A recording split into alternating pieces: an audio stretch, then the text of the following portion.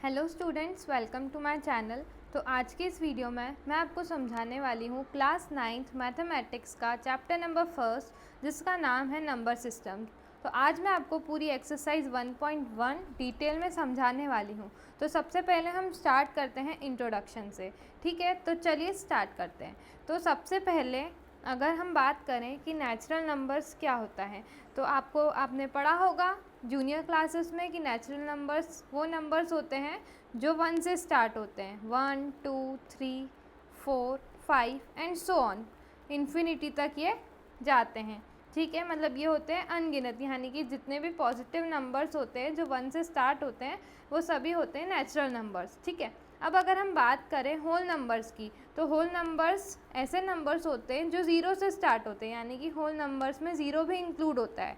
0 1 2 3 4 and so on, और till infinity तक ये ख़त्म होते हैं, ठीक है। मतलब ये अनगिनत होते हैं।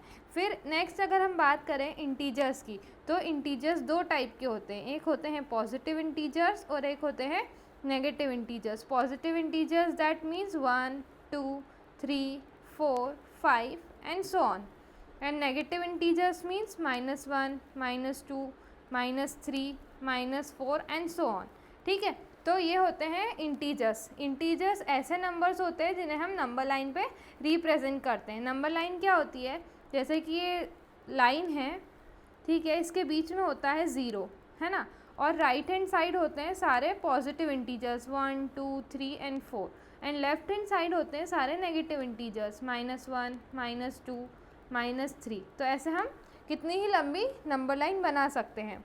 आई होप आपको इतनी चीज़ें समझ आ गई होगी। अब हम नेक्स्ट बात करते हैं रैशनल नंबर्स की। रैशनल नंबर्स ऐसे नंबर्स होते हैं जिन्हें हम p/q के फॉर्म में रिप्रेजेंट कर सकते हैं, ठीक है। इसके एग्जांपल आप कुछ भी ले सकते हैं, आपने फ्रैक्शंस पढ़े होंगे। तो जैसे कि इसका एग्जांपल अगर हम बात करें, जैसे 2/3 है ना, 11/2 14/7 3/1 एंड सो ऑन, ये सारे क्या होते हैं, रैशनल नंबर्स होते हैं, ठीक है। अब ये रैशनल नंबर्स पॉजिटिव भी हो सकते हैं और नेगेटिव भी हो सकते हैं, जैसे कि -1/2 -4/5। तो इस तरह से इन्हें हम बोलते हैं रैशनल नंबर्स। फिर नेक्स्ट होते हैं इर्रेशनल नंबर्स। इर्रेशनल नंबर्स इसके अपोजिट होते हैं रैशनल नंबर्स के। तो ऐसे नंबर जिसे हम p/q के फॉर्म में नहीं रिप्रेजेंट कर सकते उन्हें हम बोलते हैं इर्रेशनल नंबर्स। एक और बात, रैशनल नंबर्स में जो q होता है, ये q कभी भी 0 के इक्वल नहीं होगा, तो ही वो रैशनल नंबर कहलाएगा। सिमिलरली यहाँ पे जिसको p/q के फॉर्म में नहीं लिख सकते हम, उसे हम इर्रेशनल नंबर्स बोलते हैं, ठीक है। जैसे कि अगर हम एग्जांपल लें √2 √3, ठीक है, √7, तो ये सारे क्या है, इर्रेशनल नंबर्स हैं। तो अब नेक्स्ट है रियल नंबर्स। रियल नंबर्स क्या होते हैं, इनमें सारे रैशनल नंबर और इर्रेशनल नंबर्स आते हैं जिन्हें हम नंबर लाइन पे रिप्रेजेंट कर सकते हैं, तो उन्हीं को बोला जाता है रियल नंबर्स, ठीक है।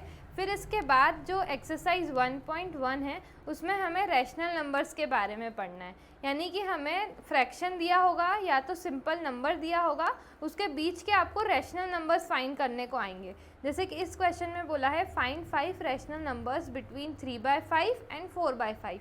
तो 3/5 और 4/5 के बीच में आपको कितने 5 रैशनल नंबर्स फाइंड आउट करने हैं, ठीक है। तो अब हम इसमें ले लेंगे, जैसे कि हम सबसे पहले लिखेंगे यहाँ पे 3/5 और ये वाला भी लिख लेंगे हम 4/5, ठीक है। अब यहाँ पे आप ये बात ध्यान रखना है कि इसमें डिनोमिनेटर सेम है, ठीक है। तो इसमें अब हम क्या करेंगे, 5 से एक बड़ा नंबर ले लेते हैं, जैसे कि 6। तो हमें ऊपर और नीचे 6/6 का मल्टीप्लाई करना है, मतलब 6/6 को मल्टीप्लाई करना है। सेम नंबर से आपको मल्टीप्लाई करना है न्यूमरेटर में भी और डिनोमिनेटर में भी। तो अब इसे हम सॉल्व करेंगे, तो 6 3 क्या होता है 18 और 5 6 क्या होता है 30। तो इसका आंसर आएगा 18/30। और अगर हम इसे सॉल्व करेंगे तो इसमें भी हम सेम डिनोमिनेटर और न्यूमरेटर में सेम नंबर को मल्टीप्लाई करेंगे, तो आएगा 6 4 24 एंड 5 6 30, ठीक है। तो यहाँ पे हमें दोनों डिनोमिनेटर सेम मिल गए। अब आपको 5 रैशनल नंबर्स जो लिखने हैं वो आप लिख सकते हैं, जैसे कि 18/30 18/30 के बाद क्या आता है 19/30, देन 20/30, 21/30 और 22/30। तो यहाँ पे हमने 5 रैशनल नंबर्स निकाल लिया। फिर अगर आपको 6 बोले तो यहाँ पे आप 23/30 भी लिख सकते हैं। तो हमारा यहाँ पे आंसर आ गया है ये।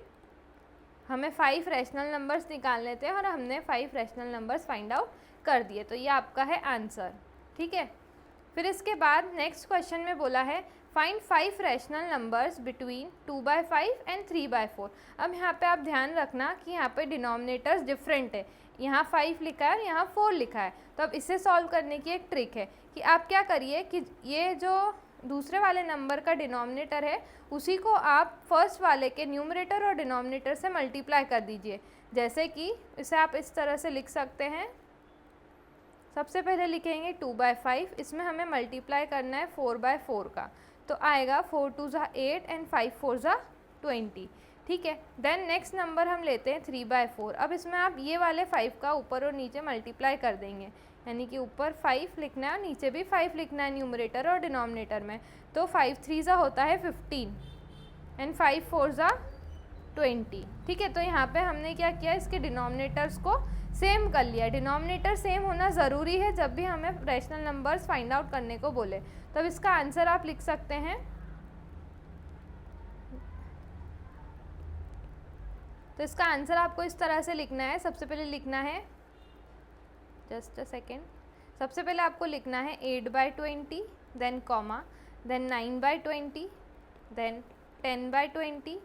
फिर आप इसके बाद के 15 तक के कोई से भी नंबर लिख सकते हैं, जैसे कि 12/20 एंड 14/20। तो हमें 5 रैशनल नंबर्स फाइंड आउट करने थे और हमने 5 रैशनल नंबर्स फाइंड आउट कर लिए हैं। तो ये हमारे 5 रैशनल नंबर्स है, यही इसका क्वेश्चन का आंसर है, ठीक है।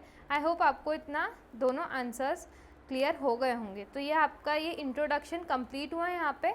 अब आपकी जो एक्सरसाइज 1.1 है उसे स्टार्ट करते हैं। तो एक्सरसाइज 1.1 में टोटल 4 क्वेश्चंस है, इसको मैं अभी समझाने वाली हूँ, ठीक है। तो सबसे पहले हम स्टार्ट करते हैं क्वेश्चन नंबर फर्स्ट से। क्वेश्चन नंबर फर्स्ट क्या है, is 0 a rational number? Can you right in the form p/q where p and q are integers and q is not equals to 0, ठीक है। तो इसमें आपको बताना है कि 0 रैशनल नंबर है या नहीं, तो और उसे हम p/q के फॉर्म में लिख सकते हैं या नहीं, जिसमें p एंड q क्या है, इंटीजर्स है, और q is not equal to 0 है। तो हम 0 को रैशनल नंबर के फॉर्म में लिख सकते हैं। तो इसका आंसर आपको क्या लिखना है, yes 0 is a rational number, 0 rational number है और इसे हम p/q के फॉर्म में लिख सकते हैं। अब कैसे लिख सकते हैं, तो जैसे कि आपने 0 के डिवाइड में लिख दिया 1, यानी कि 0/1 लिखा, तो वो किसके इक्वल होता है, 0 के इक्वल होता है। देन 0/2 भी किसके इक्वल होता है, 0 के इक्वल होता है। 0/7 किसके इक्वल होता है, 0 के इक्वल होता है। 0/-3 किसके इक्वल होता है, 0 के इक्वल होता है। तो इस तरह से हम इसको p/q के फॉर्म में लिख सकते हैं, जिसमें यहाँ पे आप देख सकते हैं कि q 0 नहीं है। हम न्यूमरेटर में 0 ले सकते हैं पर डिनोमिनेटर में 0 नहीं होना चाहिए, यही रैशनल नंबर्स की कंडीशन होती है, ठीक है। आई होप आपको फर्स्ट क्वेश्चन क्लियर हो गया होगा। अब हम पढ़ते हैं सेकंड क्वेश्चन। सेकंड क्वेश्चन क्या बोल रहा है कि find 6 rational numbers between 3 and 4। अब इसमें आपको 6 रैशनल नंबर्स फाइंड आउट करना है 3 एंड 4 के बीच में। अब आप देखिए यहाँ पे 3 है, अब यहाँ पे आपको सिर्फ न्यूमरेटर दे रखा है, तो आपको इसको न्यूमरेटर और डिनोमिनेटर के फॉर्म में लिखना पड़ेगा, यानी कि फ्रैक्शन के फॉर्म में लिखना पड़ेगा। तो इसको आप किस तरह से लिख सकते हैं, इसे आपको लिखना है, जैसे आप 3 को अपन 3/1 भी लिख सकते हैं, है ना, और 4 को हम 4/1 लिख सकते हैं। अब आप जैसे कि मान लो 6 रैशनल नंबर्स हमें फाइंड आउट करना है, तो हम किसी भी नंबर का न्यूमरेटर, यानी कि किसी भी सेम नंबर का हमको मल्टीप्लाई करना है न्यूमरेटर और डिनोमिनेटर में। तो अभी हम इसमें मल्टीप्लाई करेंगे, मान लो हमने नंबर ले लिया 6, तो हम इसमें 6/6 का मल्टीप्लाई करेंगे। याद रखना जो न्यूमरेटर में नंबर लिया है आपने, वही आपका डिनोमिनेटर भी नंबर होना चाहिए, ठीक है। तो 3 6 क्या होता है 18 एंड 6 1 6। अब यहाँ पे भी हम 6/6 का डिवाइड कर लेंगे, सॉरी मल्टीप्लाई कर लेंगे। तो 4 6 होता है 24 एंड 1 6 6। ठीक है, तो अब हमारे डिनोमिनेटर सेम आ गए हैं। अब हम इसके बीच के 6 नंबर्स आसानी से लिख सकते हैं। तो यहाँ पे हम स्टार्ट करेंगे 18/6, then 19/6, then 20/6, then 21/6, then 22/6, then 23/6। हमें 6 नंबर्स फाइंड आउट करने थे 3 और 4 के बीच में, और ये हमने फाइंड आउट कर लिए हैं। तो इसका आंसर ये है जो हमने यहाँ पे अभी फाइंड किया है। ठीक है, तो यहाँ पे आप ये आंसर इसका लिख लीजिएगा। जैसे मैंने यहाँ पे 6/6 लिया है, वैसे आप इसमें कोई सा भी नंबर ले सकते हैं। बस आप ये ध्यान रखिएगा कि थोड़ा बड़ा नंबर लीजिए 5 या 9 के बीच में, ताकि आपके आसानी से जितने भी आपको पूछे हैं रैशनल नंबर्स वो आसानी से आप लिख सकें। ठीक है, क्योंकि आप छोटा नंबर लिखेंगे तो आपके हो सकता है कि 6 रैशनल नंबर्स उसके बीच में ना आए। ठीक है, अब हम पढ़ते हैं next question number 3। Question number 3 क्या बोल रहा है? Find 5 rational numbers between 3/5 and 4/5। 3/5 और 4/5 के बीच के आपको रैशनल नंबर्स फाइंड आउट करने हैं। तो ये क्वेश्चन इस टाइप का है जो मैंने आपको अभी समझाया था, ये 3/5 एंड 4/5। तो ये सिमिलर यही वाला जो सॉल्यूशन है पूरा आपको इस वाले क्वेश्चन में एज इट इज़ लिखना है। ठीक है, तो मैं यहाँ से इसको कॉपी कर लेती हूँ। ठीक है, यहाँ से मैंने इसे कॉपी कर लिया है और इसी को मैं यहाँ पे पेस्ट कर लूँगी, क्योंकि ये सेम क्वेश्चन है जो मैं ऑलरेडी आपको समझा चुकी हूँ। ठीक है, तो आपको यहाँ पे लिखना है। यहाँ पे जो नंबर्स फाइंड आउट करने थे वो हमने पहले ही फाइंड आउट कर लिए हैं। ठीक है, अब हम नेक्स्ट आगे बढ़ते हैं। नेक्स्ट क्वेश्चन है क्वेश्चन नंबर 4। क्वेश्चन नंबर 4 क्या बोल रहा है? State whether the following statement is true and false, और उसका आपको रीज़न भी बताना है। तो सबसे पहला स्टेटमेंट क्या है? Every natural number is a whole number. जितने भी नेचुरल नंबर्स होते हैं क्या वो होल नंबर्स होते हैं? तो हमें इसका आंसर लिखना है येस, यानी कि ट्रू। जितने भी होल नंबर्स होते हैं वो नेचुरल नंबर्स होते हैं। ठीक है, कैसे कि जो होल नंबर्स होते हैं वो क्या, उसमें क्या आता है? ज़ीरो भी आता है और सारे नेचुरल नंबर्स आते हैं। तो सारे होल नंबर्स नेचुरल नंबर है, पर सारे नेचुरल नंबर्स होल नंबर नहीं है, क्योंकि होल नंबर में ज़ीरो भी आता है। ठीक है, अब नेक्स्ट है every integer is a whole number. तो जितने भी इंटीजर्स है क्या वो होल नंबर होते हैं?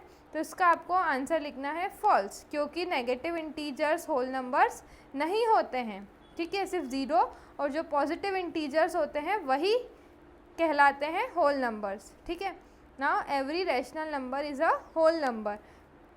तो इसका आंसर लिखना है आपको फॉल्स। रैशनल नंबर्स जैसे कि 2/3, 4/6, 12/2 ये सारे होल नंबर्स नहीं हैं। ठीक है, क्योंकि इनका आंसर 0 नहीं आ रहा है या फिर 1 भी नहीं आ रहा है। ठीक है, तो आई होप आपको ये एक्सरसाइज समझ आ गई होगी। सारे 4 क्वेश्चंस हमने आज की इस वीडियो में कवर कर लिए हैं। अगर आपको ये वीडियो अच्छी लगी तो इस वीडियो को लाइक कर दीजिएगा। अगर आपको मेरा एक्सप्लेनेशन पसंद आया तो बात के लिए आप मेरे चैनल को सब्सक्राइब कर सकते हैं, ताकि आने वाली वीडियोज़ आप तक ज़रूर पहुँचे। और अगर आपकी कोई डिमांड है जिस चैप्टर का आपको एक्सप्लेनेशन चाहिए, उसको आप कमेंट में भी बता सकते हैं। Okay, thank you.